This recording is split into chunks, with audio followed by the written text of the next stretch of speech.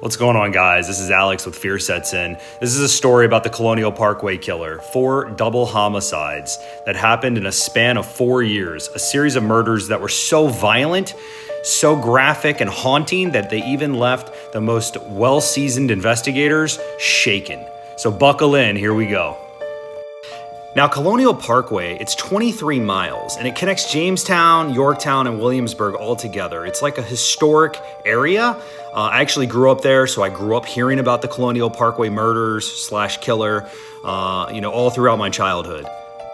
Now, this road is like a cobblestone parkway, and it winds through the forest, and it winds through the marshes, and there's little stop-offs and little pull-offs and little areas that you can stop your car and hang out and talk and read the little historic sign.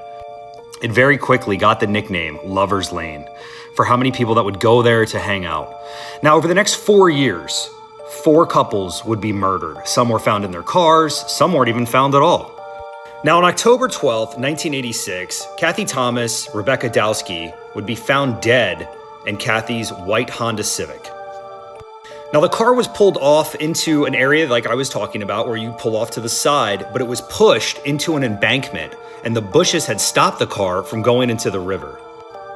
Now, Kathy was 27 years old. She was a former Navy Academy graduate, and she was strong, she was proud, she was driven, and her significant other, her girlfriend at the time, Rebecca, 21, was a student at the college William & Mary.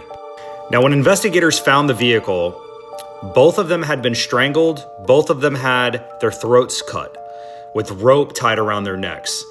So graphic, so violent. Kathy's wounds were so deep that her head was nearly severed. Now, Kathy had a clump of hair in her hand at the time. Investigators found one of the females in the trunk and one of them in the back seat. Their wrists were bound behind their backs. Both of them were fully clothed. Diesel fuel had been poured all over the car, all over their bodies. And they found, not far from the scene, spent matches all over the ground. Investigators determined that there was no sexual assault. There was no robbery that took place. Both of the females still had money in the vehicle, just brutal, cold execution.